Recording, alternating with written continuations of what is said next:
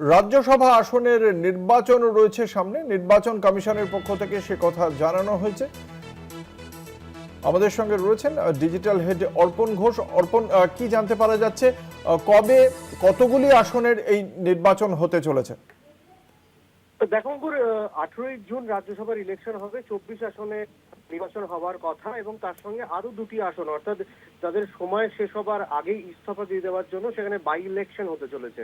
সব মিলিয়ে মোট 26টি আসনে রাজ্যসভা নির্বাচন হবে 18ই জুন।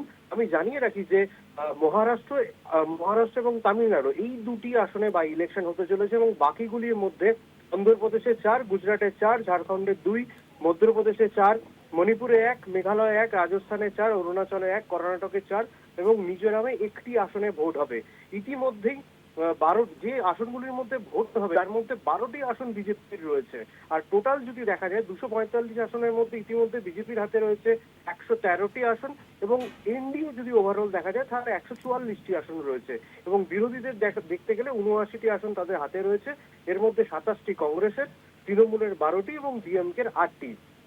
এছাড়া এই যে আসনগুলিতে নির্বাচন হবে এর মধ্যে কিন্তু বেশ কয়েকজন হেভিওয়েট নেতার নাম রয়েছে, যেমন কংগ্রেস সভাপতি মল্লিকার্জুন খাড়গে রয়েছেন, প্রাক্তন প্রধানমন্ত্রী এইচ ডি দেবেগৌড়া রয়েছেন এবং দিগ্বিজয় সিং এর মেয়াদ শেষ হচ্ছে।